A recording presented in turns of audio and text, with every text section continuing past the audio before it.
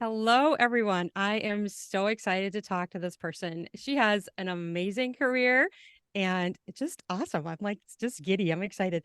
My name is Julie, and I have Vegetarians and Meat Lovers Split Table Recipes podcast. And I interview people who have something to do with food. And then I also post my own recipes. So I have so much fun doing it. And I want to introduce you to Tara Teaspoon. Welcome, Tara.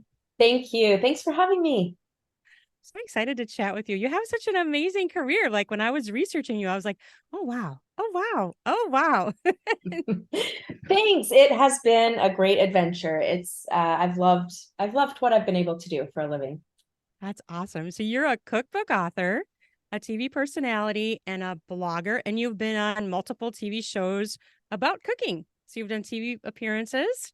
Yes, I've been lucky enough to do it all, kind of share food and recipes in all those mediums. Yep. That is awesome. And we'll get into which shows, but why don't you tell us first what are your cookbooks? You have two of them, right? Yes. So my first one was called Live Life Deliciously, and the tagline was recipes for busy weekdays and leisurely weekends. Love And that. it was my first baby and just a collection of all of my favorite flavors and takes on classics and everything I ever wanted to put in a cookbook. My second cookbook is Delicious Gatherings, Mm, and it's recipes to celebrate together. mm. So, in Delicious Gatherings, I was able to explore a little bit more about entertaining and gathering people around meals you want to share and recipes that are shareable, but easy enough for a weeknight dinner. So that was a fun book to put together as well. I love that you have the word easy in there because I have three boys and I work. I'm really busy, and I do like to cook, but sometimes I just need something easy. I want it to be good and I want it to be easy. And so some people will be like wanting all this gourmet stuff. That's great. Okay, maybe for a Saturday or Sunday when you have a lot of time, but the reality of it is we need easy meals. We need easy meals. And I have to say, I do throw around the word easy probably a little bit more than a novice cook might care to hear me say. But I think I've got a few tips for making cooking easy. I want to share the idea of having fun in the kitchen, enjoying your time in the kitchen, even though weeknight dinners are a chore and feeding yourself and your family can sometimes feel like a chore. So when I say easy, I do have that thought in my head that easy, if you make sure to number one, read through the recipe, Mm. get all your ingredients in place, do what mise en place, which is get everything in order and prepped before you start cooking. So if you take a few simple steps before you endeavor on any of my recipes, that's when I say, okay, this is going to be easy. But there is a Yeah. little of that preparation, both mental and thought and physical preparation that goes into an easy meal that's not just dumping a few cans in a slow cooker. Right. And I mean, I think I know what you're saying when getting everything ready because I've done things where I like don't have something ready. I'm like, okay, I'll chop this while that's cooking. Well, sometimes that brings in the panic mode for yourself. You're like trying to keep up and you're like, oh no, I can't do it. Or the dog is bothering you, the kids are asking you things. But if you have everything ready, it makes Mm-hmm. sense. It's going to be less stressful for you because you work all day long and then you're making a meal. So you don't want to have more stress in your meal, right? I think that's totally true, even to the extent of pulling those spices out of the cupboard and pulling out Yes. your measuring spoons, whether you put it in a Yes. little bowl or not, right? You just, like you said, you think, oh, I'm going to start this soup and Right. I don't need to add the mushrooms until halfway through the process. But if you Right. don't have those chopped, yep, you're right. The dog needs Mhm. to be let out. The kid comes in and says, and then you've got to turn the pot off and like it throws everything off, right? Yeah. Oh, I've had that too. And if you're anything like me, my spice cupboard is crazy. I mean, it's just Yeah. crazy. And so like I'm like pulling things out. Sometimes you have to pull out like 30 spices to get to the right one. I'm like, what how do I have this many spices? But I do. It's so true. I feel you. Oh my gosh, it's so crazy. So I love that. And I also love the whole holiday stuff because obviously everybody's thinking about Yeah. Thanksgiving right now. And Yes. so one of the things I wanted to ask you too, on your website or in your book, do you have some favorite Thanksgiving recipes that you like to recommend? Oh, I certainly do. Thanks for asking. Oh, Thanksgiving. That is like the food marathon of the year, right? It is just one of Mhm. my favorite meals to share and to make. And in delicious gatherings, let's start with the turkey. Mm, I did a unique turkey. So, working in publishing and working in magazines for many years, I have cooked countless turkeys. And mm, usually I'll do something classic or add a fun flavor or base it in something unique. And I think turkey should just be very simple and flavorful so that the gravy that you make from that turkey is delicious and so yeah. that your sides can really shine. But in delicious gatherings, I wanted something that would be faster. The turkey Mm. is usually the thing that takes the longest and the Oh, most yeah. work. So I have a recipe where I cook the turkey in pieces.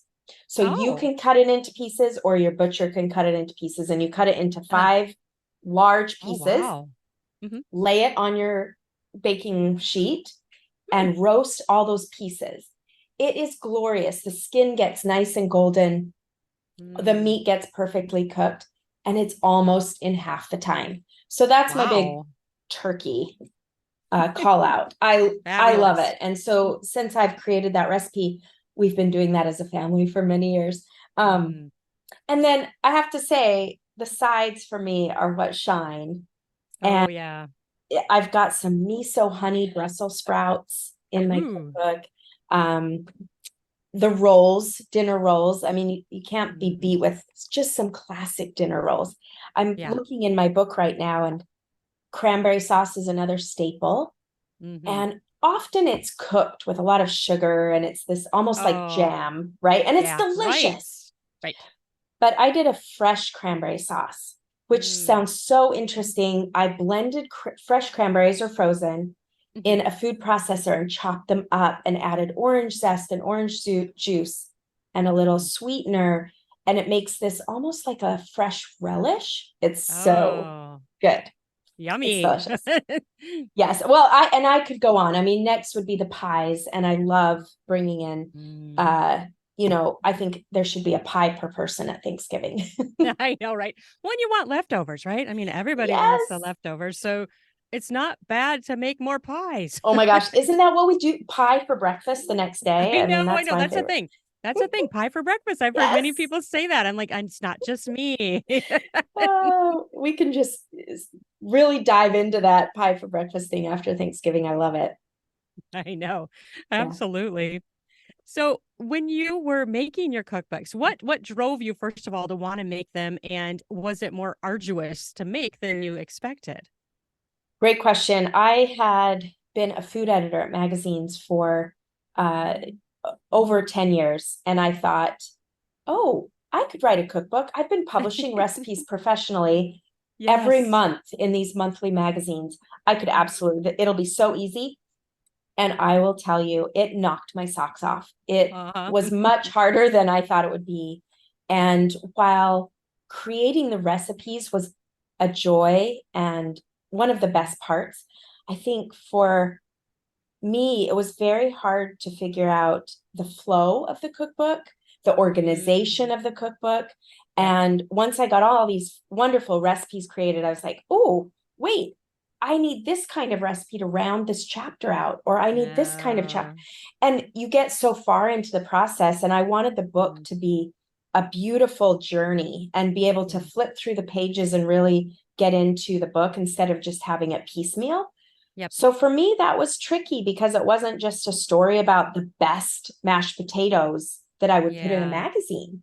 It Mm. was one mashed potato recipe and then things that go with it. And how do you put that together in a meal, a dinner, something accessible for people? So it was a challenge. It really is. And then, so how many times do you generally make your recipes before you decide, okay, this is it? Or is it different for every recipe? Oh, it's absolutely different for every recipe, for Mm. sure. Certainly, there are things like maybe a cookie or a vegetable side dish or a salad that you can put together and have. I have a vision. I've written down sort of a skeleton of a recipe on paper, and I can Mhm. make it once. It's great. And I send it off to a friend or my mom or somebody to cross test it. So Oh, I've sure. made it maybe once, right? And then I was just talking with a friend the other day. There was a recipe in Delicious Gatherings for a lemon pound cake. Okay. And I made that over 16 times to get it perfect. And Yeah, I would yeah. just make, because when you're developing something, you only want to make one little change each time you make it to see how Right. it reacts, especially with a baking recipe because it's chemistry. Yep. And so there's your spectrum. I mean, sometimes it's once or twice, and other times, very rarely, it's 16 times. And that's brutal. But yeah, you're right. You need to do it. And then you also have to have it look nice for the Yes. pictures. I mean, that's a Yes. whole thing too. Now, do you do your own pictures or do you hire a photographer? A little of both. So for my cookbooks, I hired my friend who is a professional photographer, and Nice. he is so talented. And so Ty Meekum is his name, and he photographed both of my cookbooks. Nice. And I did the food styling, which is making the food for the photography. Hmm. So it was a great team effort. And I also brought in my friend Veronica, who is a prop stylist. So she was able to pull all the beautiful props and the linens and the dishes. And we worked as a team. When I create content for my blog, I often will be shooting it myself. Yep. Yep. Sometimes I use a fancy camera, sometimes I use my iPhone. Right. Yep. And I do the prop styling and the art direction and all of that. So it's a mix. It depends on what I'm shooting, what I'm working on. But for the most part, my books are professionally shot, and then my blog is often me. Exactly. That's really fun because you get the full gamut of doing things, you know? I think that's Yes. really Yeah. cool and really fun. So tell us some of the magazines you've worked for and also you're also a trained chef, right? So tell us a little bit more about your background. Yeah. So my training really, I went to a traditional university. I went to both BYU and Utah State University. Hmm. Um, and between the two, I got my degree in culinary arts, and I minored in journalism, knowing that I didn't want to work at a restaurant. I thought, oh, I would Yeah. love to get into publishing. Yeah. And so that really propelled me into the world of publishing. And I did an internship at Martha Stewart magazine. So cool. That was, yeah, it was amazing. It was uh, not to date myself, but it was over 20 years ago. And Hmm. when the industry was very robust, and Martha Stewart was the place to be. So it was a great Yeah. after school education. But my internship turned into a job. And so I became a food editor at Martha Stewart Living Magazine. Awesome. Yeah, it was really amazing. I got great experience learning recipe development and food styling and publishing and TV, all aspects of food media. And after that, I was there. I mean, I often joke, I was there until she went to jail. Oh, yeah. And then that sort of made me think, okay, maybe I should move on. All Um, right. but I left Martha Stewart and just did some freelance work. So I was able to do food styling and recipe creation for different publications, for other people's cookbooks, for Mm. advertising. And a few years later, Ladies Home Journal came to me and said, hey, Oh. we're looking for a new food director. And so after quite a few months of back and forth, it worked that I became the food editor of Ladies Home Ah, Journal magazine. awesome. And it was, yes, it was fantastic. So Ladies Home Journal was one of the seven sister magazines. They Mm. called those women's lifestyle magazines the Seven Sisters. And it Yeah. was, Women's Day, Good Housekeeping, Ladies Home Journal, Yeah. Classics. Red Book, Yeah. yes, classics. Hmm. And those magazines really changed the way women cooked and uh, ran their homes. And it just was sort of a education. Those pages had articles and inspiration, not just about food, but for everything. And it was so Hmm. fun to be part of that legacy of lifestyle magazines and be a Yes. part of that. Yeah. That is amazing. I mean, just to be a part of that and think about how many people, women in particular, I'm sure some men maybe we have read it too, but Yeah. like how many you've influenced. I mean, that's just phenomenal. I mean, that's the great, I don't know, what do they call it? Footprint in your life. I mean, that's just Yes. amazing. Yes, it was a great experience, and I learned so much from both publications. They were run very differently. Mm. Um, and I think I got a lot of great experience sort of speaking to the masses Yeah. and sharing my food and recipes with the masses. And so when I Mhm. transitioned from publishing to writing my blog and doing my own thing, um, I still wanted to share with a lot of people. Yeah. And that's what turned me on to starting my own blog, because I was just sharing my recipes with a few friends and family. Okay. And, I would just get people saying, "Oh, do you have a recipe for this? Oh, do you have a recipe for this?" Oh, And I thought, yeah. I'm used to sharing all of this with so many people, and how can I do that? And so it turned into my blog. Well, that's perfect because yeah, it's always there. People can, I mean, you can be in the grocery store and be like, oh, wait, what did I need for that recipe? And you can pull it up. You know what I It's mean? Yes, it's such a cool day we live in, isn't it? It is. It really is. Now, so basically you now moved into the era of your career where you're your own boss, right? So you're like your own business. How do you like that? I like it and I don't. So there are good and bad things about it. I never set out to be an entrepreneur or run my own business. And while I'm doing it and I'm really proud of what I do, it is a daily challenge to wear all the hats of being an entrepreneur and a Yeah. creative person. Mhm. So yeah, it's needing to create that content and go into that artistic mode and creation mode, and then switch over and do accounting and marketing and emails and Yes. business and estimates for clients and all of that. And it's a challenge. It's hard. It is. I mean, you can hire some things out, but yeah, you end up just doing everything at some point or another. Even if you hire something out for a while or, a part of it, you still end up doing something. Yes. So, in saying that, where do you tend to like publish your stuff? Do you use Pinterest or what's your biggest social media platform that you are presenting stuff to the masses through? Pinterest is always there. I'll say that. You mentioned it. And I'm active on Pinterest. All my content is on Pinterest. I'm mostly my face and me, and my engagement is on Facebook and Instagram. Okay. Yep. And so I'm there. That's a great place to be able to engage with people and answer questions and share my newest content. Um, Yes. but I will say, as a business person, we're often told, you don't own Instagram, you don't own social Right. media. Mm-hmm. And so I've really been focusing on my newsletter. Yeah. And that Mm-hmm. has been so fun because it's so much more personal, and I can Yes. connect with people as often as I want, and in a very personal way and Yeah. curated way. So my newsletter is a big part of my business. But like you said, I do still publish in a lot of other magazines. So Better Homes and Gardens, Yep. Food Network magazine, All Recipes magazine. I will do little articles and things for those magazines as well. So that's still fun to do that.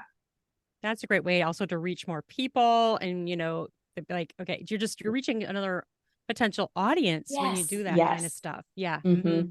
So important. But yeah, Yeah. it is very arduous and we don't own these social media platforms, but that's another reason to be on multiple Yes. also because and I feel like I always feel like Pinterest is like a slow burn, like Yeah. it takes a while. It's a slow burn. And other platforms aren't that way, but it's Mm-hmm. good to be on multiple. And then you have I YouTube think as so. well, right? I have a YouTube channel, and that's where I will put all of my videos and things like that. And but I don't focus on creating content just for YouTube. Yeah. Um, I really just want to create content that can live in one place on my website. Everyone can go there for videos, for recipes, for tips and content.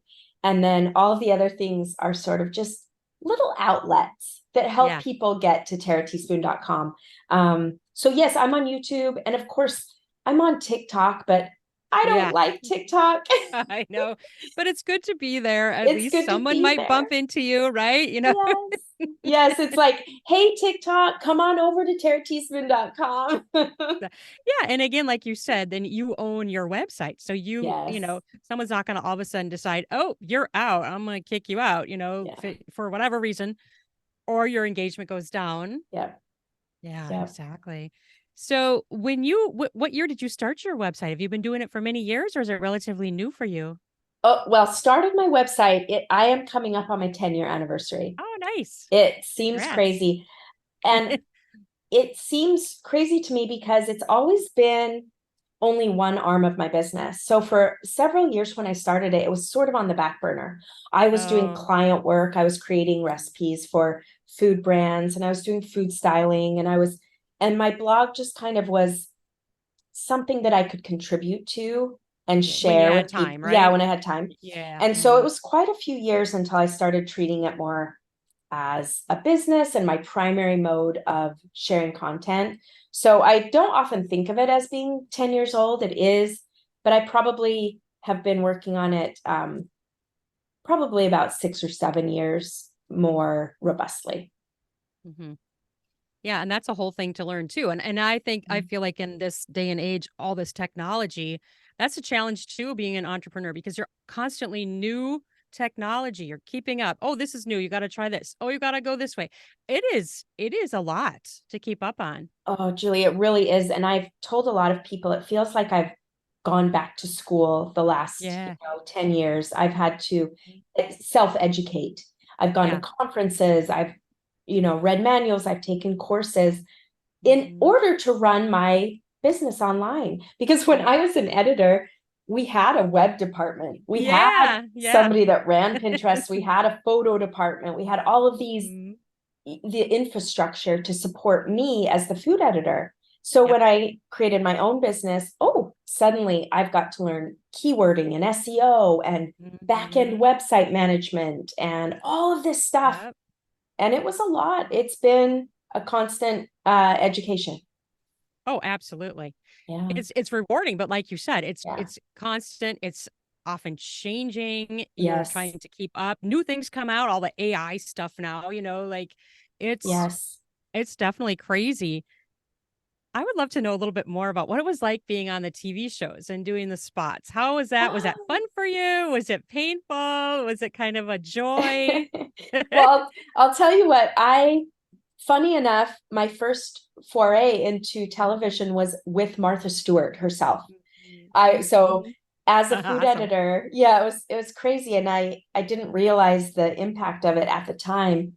When I was an editor at the magazine, they often would ask us to go on TV with Martha and to Mm, share some of our recipes and things like that. So I was asked to share some of my recipes and go and demonstrate them with Martha on her television show.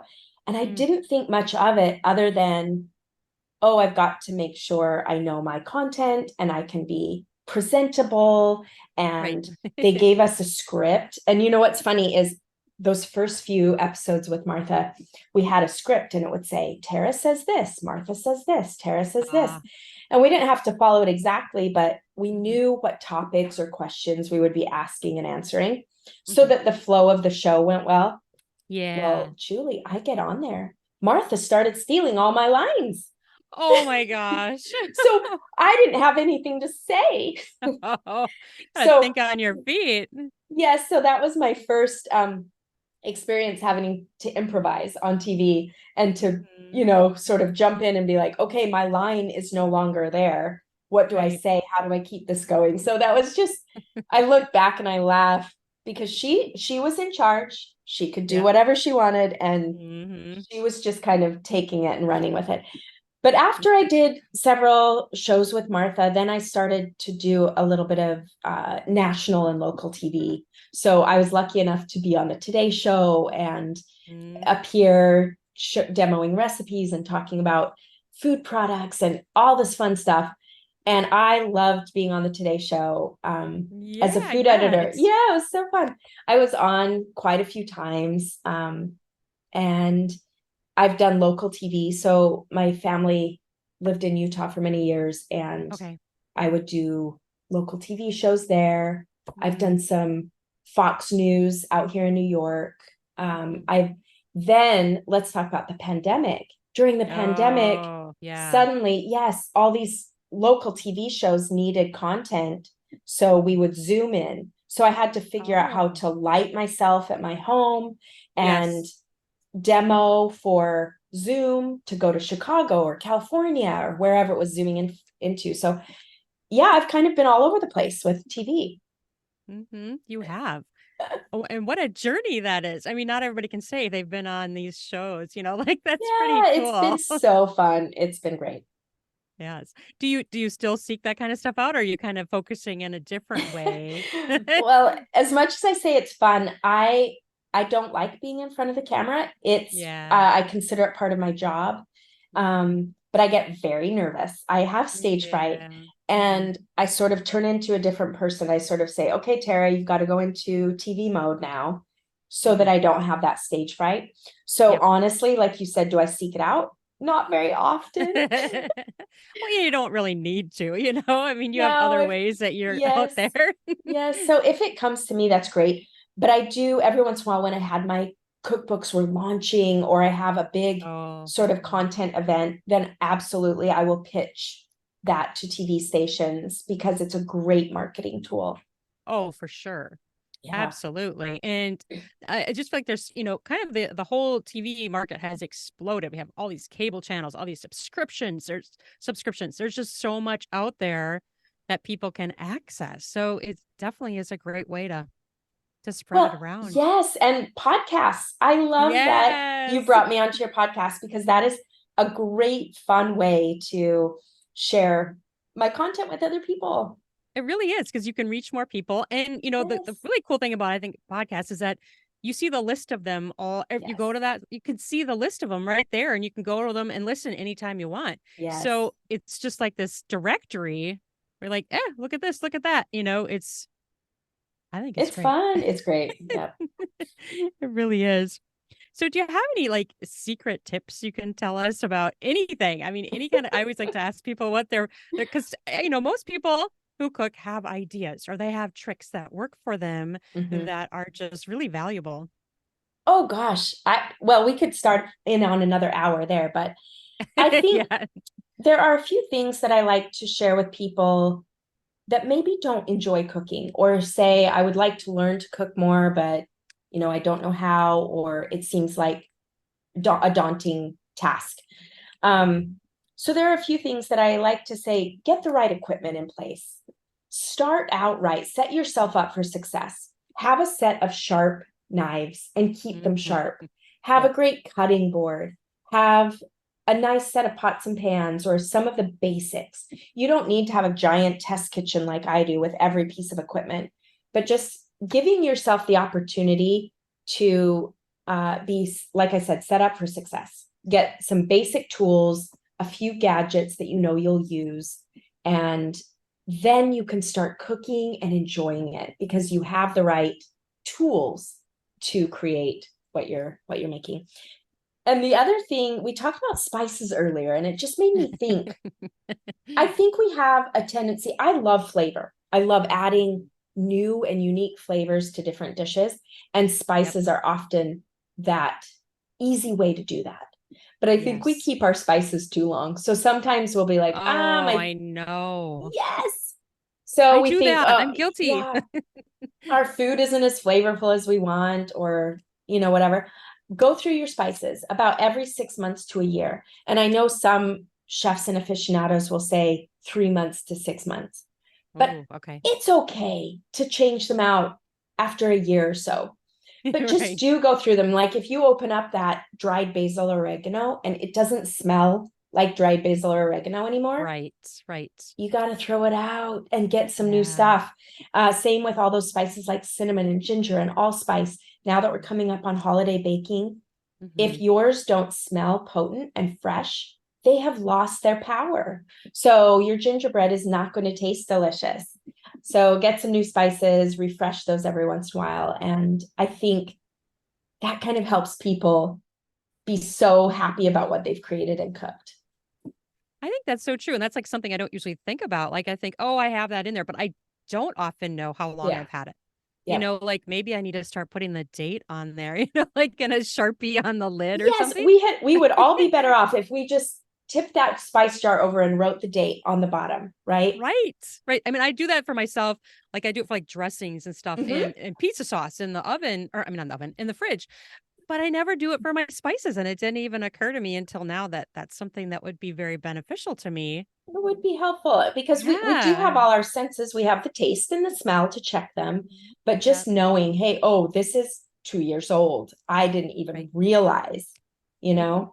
So that's a fun one. And Yes. then I would say, I talked about it having the right equipment and keeping your flavors fresh, but having a pantry with fun stock basics. In both of my books, I have a Mm. page that talks about what I call pantry staples, but Yeah. they're new. You think of pantry staples as like, oh, we've got cans of beans and flour and sugar and our chocolate chips, whatever.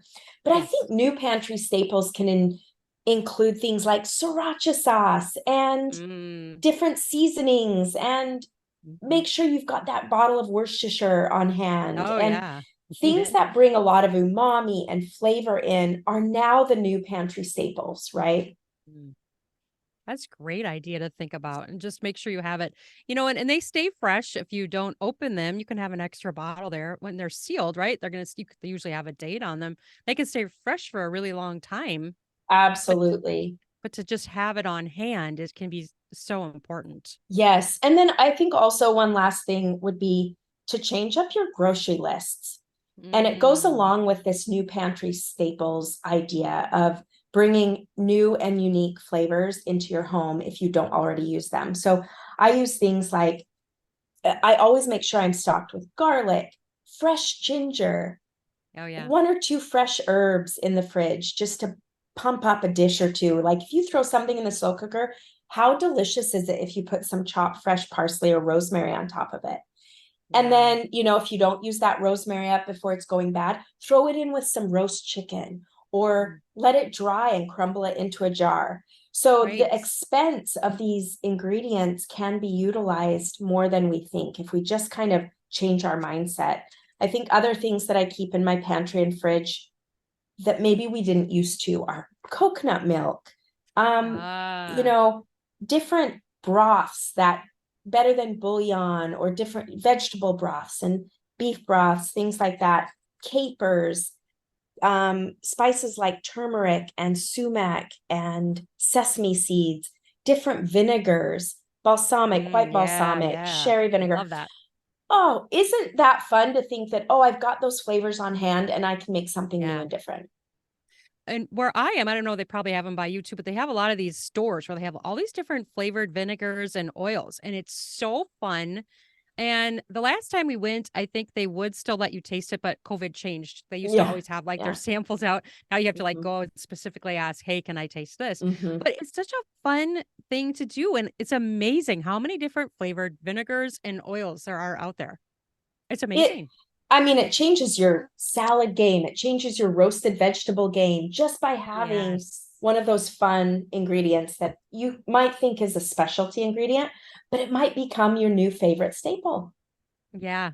Yeah. Yeah. Like, and I never used to use sesame oil. And when I'm making an Asian dish, now I use sesame oil. Oh, And I'm like, oh, wow, this actually, it does change it. oh, for sure. Isn't that fun to, Uh huh. find one of those new things that you and your family love? I think it's great. Hmm. We also went to one and they had it was amazing. I think it was like an 18-year aged balsamic. Oh, it was Oh, unbelievable. I'm like, we ate it so quickly. I'm like, wow, this is a thing. I was thinking of wine as being aged, but vinegar? Wow. vinegar. That aged balsamic vinegar. I have to quickly tell you a story. My friend uh, owns the company Olio Mm. Piro, which is a Tuscan olive oil company. Oh, And they cool. just acquired a balsamic vinegar company from Italy. And so Ooh. she brought me a tasting of balsamic vinegars. Oh, fun. And just that one drop of like a 24-year-old balsamic vinegar is Yeah, was incredible. It I tasted bet. like nothing I have ever experienced. And like you said, a 12-year-old or an 8-year-old vinegar, Mhm. it opens your mind and your palate to just something that you may never have experienced unless you just say, that is something I really want to try and explore. Oh, yeah, and, just even tasting it by itself or putting it on a little bit of bread. I mean, let Mhm. alone using it in recipes. It's it's amazing in all of those ways. Oh, so fun. Isn't that, I just love it. I just love it. I know. My husband and I did that as a date once. We went and tasted all these vinegars. We went out to Yeah. eat and we went and tasted all these vinegars and oils. I'm like, this is really fun. Of course, we had to buy some. You can't go and not buy some, right? What a fun date. That sounds great. It was fun. It was really fun. So, since we're at the holidays, how about Christmas? You have any special Christmas things you like to share or recipes? Well, I'm definitely a Christmas cookie gal. So my website is Mm. full of just such fun Christmas cookies. Cookie swaps are often a big thing in Uh, people's neighborhoods. And mm-hmm. so I say try something new. I did a take on gingerbread a few years ago, and it's a honey cinnamon cookie, but it has the same texture as a gingerbread cookie. But instead of using molasses and all the spices, I used honey and cinnamon, Oh, and it's just a delightful Christmas cookie to share and to make. That's sort of a change from the norm. mhm. I of course I love all the classics, sugar cookies and snickerdoodles and chocolate cake cookies and things like that with peppermint. Mhm. um but take a look at my website. Try a new cookie this year for the holidays. I just think that is so fun and festive and exciting. And for a holiday dinner, my family, we often do a roast, a big roast with all the Okay. sides and twice baked Mhm. potatoes and Mm. seasonal vegetables and squash. Mm. My thing for the holidays is I love to use seasonal food. The Yeah. rich root vegetables and hearty Yes. greens, things like that. Isn't that so fun to now celebrate during the holidays? So anyway, we can wait for spring for, artichokes and asparagus, but Yeah. right? But Right. let's get in That's those so true. pomegranates and butternut Mm. squash and all those delicious things. So Oh yeah, I yeah, I love would say butternut squash. try switching up your menu and Mhm. try a new side dish for your Thanksgiving dinner or your Christmas dinner. Make a few new appetizers for New Year's or Yeah. Christmas Eve, and Mhm. here's a thought. My family is a mixed family. Sometimes we have a vegan in the family. We have Okay. somebody with celiac, so we often cook gluten Mm. free. We Yep. have meat lovers. It runs the gamut. So I think at the holidays, isn't it nice to think about sort of new menus that can feed a varied crowd? Yeah, so true. So Um, true. yeah, so I think just switch it up that way. Maybe you have something that's a little more main dishy, that's a vegetarian dish. Mhm. Um, but make it so meat lovers can like it. I have Yeah. zucchini stuffed or ricotta zucchini ravioli, where I use Oh the yeah. zucchini as the pasta, and it's Mhm. vegetarian, and also meat lovers love it. So things Mhm. like that you can create for a varied crowd are great for the holidays. Absolutely. Now, do you have any special substitutions that you use? Like, people like maybe use applesauce in a recipe Mhm. instead of something else. Do you have any of those kind of things you like to do? Uh, I don't love playing around with substitutes unless it's for a specific diet. And then I Sure. have my go-tos because I Mm. think a recipe should be developed for the ingredients that you're using. Right. Otherwise, you're not setting yourself up for success. It's But true. I do, because I've dealt with these varied diets. When you're making something dairy-free or vegan, I Oh yeah. love that oikos cultured butter. Oh, I okay. find that butter substitute, you could use margarine as well, Hmm. but the oikos tastes like butter and it still bakes really well in your baked goods. So that's a great substitute. And then cup for cup flour is my favorite gluten-free flour. It doesn't Okay. have too much cornstarch or thickeners, and it tends to be a really great one for one swap, other than yeast spreads. Yeast spreads are Okay. really tricky. You've got to have a really formulated recipe for gluten-free yeast spreads. But Mm. those are some of the swaps I use. If you're trying to be low fat, um, that applesauce for the fat swap sometimes works. But I just think, you know, portion control or just Yeah. having Hmm. cutting things into smaller pieces is going to Hmm. help with that, like low fat during the holidays. I think it's really Hmm. hard to make something super delicious with lots of different substitutes. Yeah, I think that's so true.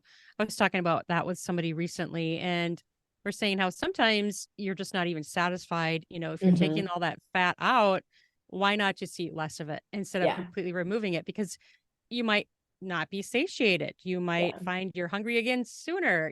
So sometimes it Hmm. doesn't always work out the best. That's so true. Yeah. I've had those conversations with friends too. It's just, how do we do this? How do we manage it?